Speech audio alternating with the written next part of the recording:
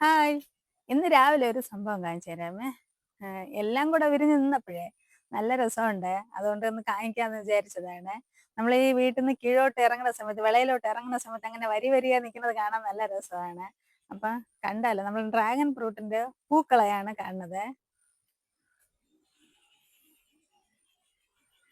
എന്താ ഓരോന്നിലും വരി വരിയാ, ഓരോന്നിലും ഓരോ പൂക്കളുണ്ട്. നല്ല കുട പോലെ നിൽക്കുന്നത് നല്ല രസമുണ്ടല്ലേ?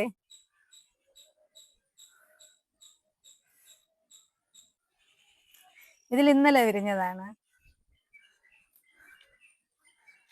കൊള്ളാമോ?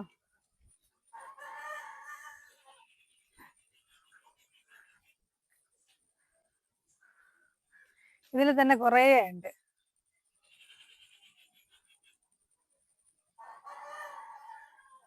നിറയെ തേനീച്ചയും ഇരിപ്പുണ്ട്.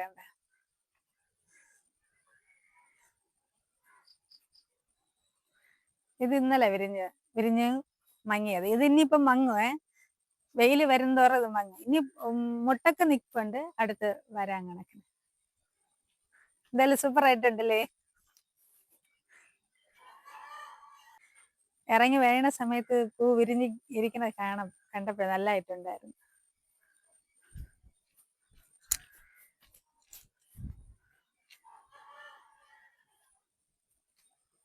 ഇവിടെ പൂക്കള്.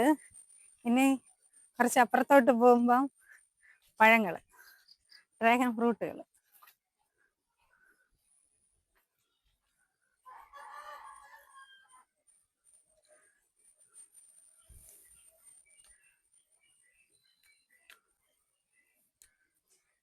ഇനിയും മുട്ടുകൾ നിൽക്കണേ പൂക്കാനായിട്ട്. ഇതിന് 2 ദിവസം ആവും.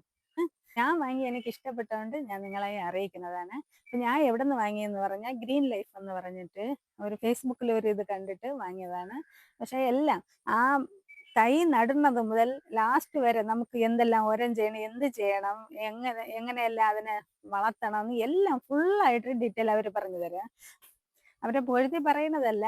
പക്ഷെ നമുക്ക് ഒരാൾ ഇതുപോലെ പറഞ്ഞു തരാൻ നമുക്ക് അറിഞ്ഞുകൂടാത്ത ഒരു ഇതല്ലേ ഡ്രാഗൺ ഫ്രൂട്ട് ചെയ്യുന്നത്. നമ്മൾ ഇപ്പൊ ആദ്യമായിട്ടൊക്കെ ചെയ്തു വരണതല്ലേ. അപ്പൊ അറിഞ്ഞുകൂടാത്ത സംഭവങ്ങൾ നമുക്ക് ഒന്ന് പറഞ്ഞു തരുമ്പോൾ നമുക്ക് സന്തോഷമല്ലേ. അവരെ നമുക്കത് ഭയങ്കര ഇതല്ലേ. എപ്പോ പറഞ്ഞാലും വാട്സപ്പ് വഴിയാണ്. എപ്പോ പറഞ്ഞാലും അവര് നമുക്ക് റിപ്ലൈ തരും. എപ്പോഴും അതിന് നമ്മൾ വോയിസ് ഇട്ടിരുന്നാലും റിപ്ലൈ ഇങ്ങനെ തന്നിരിക്കും. അതുകൊണ്ട് ഗ്രീൻ ലൈഫ് എന്ന് പറഞ്ഞിട്ട് ഇതിൽ നമ്പർ ഞാൻ ഇട്ടോളാമേ. ഒരു 3-4 എണ്ണമെങ്കിലും വാങ്ങാൻ ശ്രമിക്കണേ. ഈ ഒരെണ്ണത്തിന് നോക്കണത് പോലെ തന്നെ ഇത് 3-4 എണ്ണം നമ്മൾ ഒരു ബക്കറ്റിൽ 4 എണ്ണം വാങ്ങിയ ഒരു ബക്കറ്റിൽ 2 എണ്ണം വെച്ച് അങ്ങനെ 2 ബക്കറ്റിലായിട്ട് വെക്കും. നല്ല വെയിലുള്ളിടത്ത് വെക്കണേ. നല്ല വെയിലില്ലെങ്കിൽ ഇതിന് പറ്റൂല. എനിക്ക് കൂടുതലും ഇത് കുറച്ചെന്നേ പറയാൻ പറ്റും. എനിക്ക് കൂടുതലും വരുന്നത് ടെറസിന്റെ മുകളിൽ നിൽക്കണം. ടെറസിന്റെ മുകളിൽ വെക്കാൻ പറ്റുമെങ്കിൽ അങ്ങനെ വെക്കണേ. പക്ഷെ 1-2 ആയിട്ട് വാങ്ങിക്കാതെ ഒരു 3-4 ആയിട്ടൊന്ന്. കാരണം എന്തെന്ന് പറഞ്ഞാൽ നമുക്ക് എപ്പോഴെങ്കിലും ഒരെണ്ണം 1-2 നഷ്ടമായാലും അടുത്തും അത് ബാലൻസ് നിൽക്കുമല്ലോ. നമുക്ക് അടുത്ത വർഷം വിളവെടുക്കാമല്ല. അപ്പം 1-2 ഒക്കെ നോക്കിക്കൊണ്ടിരുന്ന ആ ഇത് ജോലി തന്നെ വേറെ ഒരു 2 എണ്ണം കൂടി വെക്കുമ്പോൾ ഒരു ബക്കറ്റിൽ ഇതാ ഇതാ ബാക്കിൽ ഇരിക്കില്ല ഈ പെയിന്റ് ബക്കറ്റ്. ഈ ഈ ബക്കറ്റ് ഉണ്ടല്ലേ, ഈ ബക്കറ്റിൽ 2 എണ്ണം വെക്കാം. ഞാൻ ഇപ്പൊ അതില് വെണ്ടയാണ് വെച്ചിരിക്കുന്നത്. ഈ ബക്കറ്റിൽ 2 എണ്ണം വെക്കാം. നല്ല വെയിലുള്ളിടത്ത് വെക്കണം. ഇതിന്റെ ഒക്കെ നിങ്ങൾ കേട്ടിട്ടുണ്ടായിരുന്നു. ഒക്കെ ഞാൻ പല വീഡിയോ ഇതിലിട്ടിട്ടുണ്ട്. എന്ത് കൊടുത്താണ് വളർത്തുന്നതെന്ന്. എനിക്ക് ഇത്രയും പൂക്കണല്ലേ, അപ്പൊ നിങ്ങൾക്ക് പൂക്കാതിരിക്കോ, കായ്ക്കാതിരിക്കോ? കായ്ക്കും. പിന്നെ 1-2 പൂക്കളൊക്കെ നഷ്ടമാവും. ഇതാ നിൽക്കുന്ന പൂ. ഇത് കള്ളപ്പൂവാണ്. ഇതാ നിൽക്കുന്നത് കണ്ടോ. തൊട്ടതും വന്നു. ഇത് കള്ളപ്പൂവാണ്. ഇതുപോലെ 1-2 നഷ്ടമാവും. ബാക്കി എല്ലാം വരും. അവിടെ ഒക്കെ മുട്ടൊക്കെ നിൽക്കുന്ന കണ്ടില്ലേ. ഒരു മാസത്തിനൊരിക്കൽ ചാണകത്തിന്റെ സ്ലറി വീഴ്ത്തി കൊടുത്താ നല്ല വരും. കണ്ടല്ലേ, ഇങ്ങനെയാണ് മൂട്.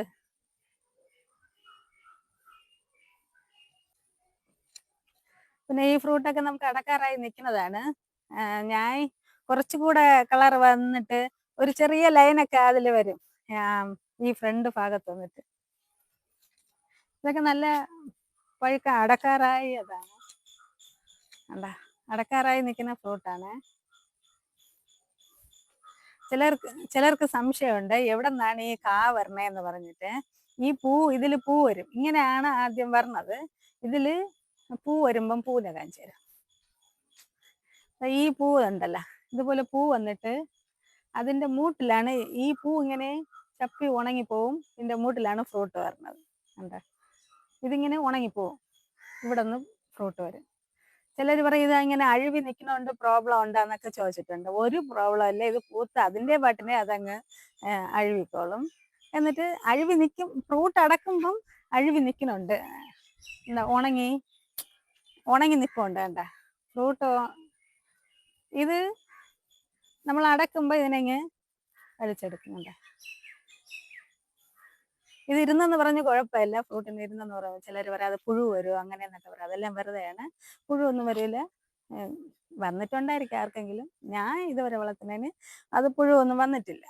ഇത് നിറയെ കഷ്ടപ്പാട് അങ്ങനെ ഒന്നുമില്ല ഇതിനെ വളർത്താനായിട്ട്.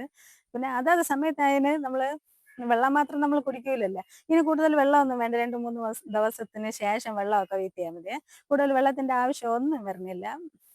നല്ല വെയിൽ സമയമാണെങ്കിൽ ഒരു 1-1.5 ഇടം വിട്ടൊക്കെ അടിക്കാം. അല്ലെങ്കിൽ കുഴപ്പമില്ല. നല്ല വെയിലൊക്കെ അതിന് ഇഷ്ടമാണ്, ഉടനെ വാടിയൊന്നും പോകില്ല. അങ്ങനെയുള്ള ഡ്രാഗൺ ഫ്രൂട്ടാണ്. അതുകൊണ്ട് ഒരു മാസത്തിനൊരിക്കൽ നമ്മൾ ആ സ്ലറി എങ്കിലും വീട്ടിൽ കൊടുക്കാൻ ശ്രമിക്കണം.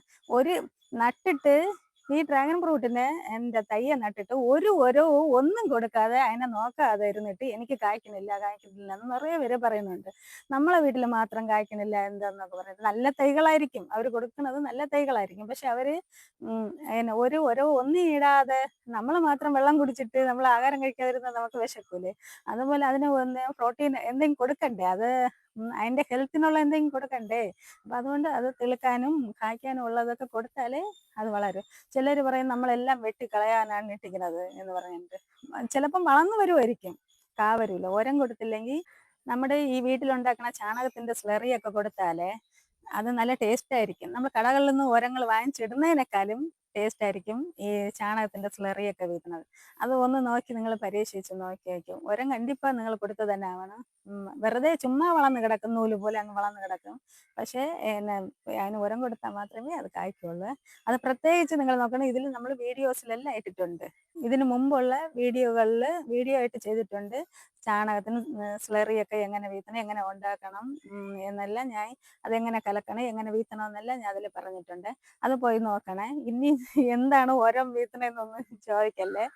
നിറയെ പേര് ഇതുപോലെ വീത്തുന്നതൊക്കെ ഇട്ടിട്ടുണ്ടല്ല, അല്ലെങ്കിൽ എൻ്റെ വീഡിയോയിൽ തന്നെ ഇട്ടിട്ടുണ്ട്. ഞാൻ എന്ത് ചെയ്യണമെന്ന് എൻ്റെ വീഡിയോയിൽ ഇട്ടിട്ടുണ്ട്, അത് നോക്കുക. ഇതുപോലെ ഈച്ചകൾ വന്ന് പോളിനേഷൻ ചെയ്തില്ലെങ്കിൽ എന്തെന്നറിയാമോ, തേനീച്ചകൾ എന്തെങ്കിലും വന്നില്ല എന്നുണ്ടെങ്കിൽ നമ്മൾ പോളിനേഷൻ ചെയ്യണം. പോളിനേഷൻ ചെയ്തില്ലെങ്കിൽ ഈ കാ വന്നിട്ട് ചെറുതായിട്ട് വരും, വലുതായിട്ട് വരില്ല. അപ്പം ഇപ്പൊ ഈച്ചകളുണ്ട്, തേനീച്ച. അതാണ് രാവിലെ വന്ന് ഞാൻ നോക്കിയത്. നമ്മൾ നട്ട് വളർത്തിയിട്ട് കായൊക്കെ ചെറുതായിട്ട് ഇരുന്നല്ല. അപ്പൊ നമ്മൾ പോളിനേഷൻ ചെയ്ത് കൊടുത്താൽ ചുമ്മാ അങ്ങ് സിമ്പിളായിട്ട് ആ ഒരു പൊടി എടുത്ത് അതിൽ അങ്ങ് ഇട്ട് കൊടുത്താൽ അതിന്റെ പൊടി തന്നെ എടുത്ത് ഇപ്പുറത്തെ ഇതിൽ മാറ്റി ഇട്ട് കൊടുത്ത്. അതൊക്കെ ഞാൻ പിന്നീട് പറഞ്ഞു. അഭിപ്രായങ്ങൾ കമന്റുകളായി പറയണേ. ടാറ്റാ.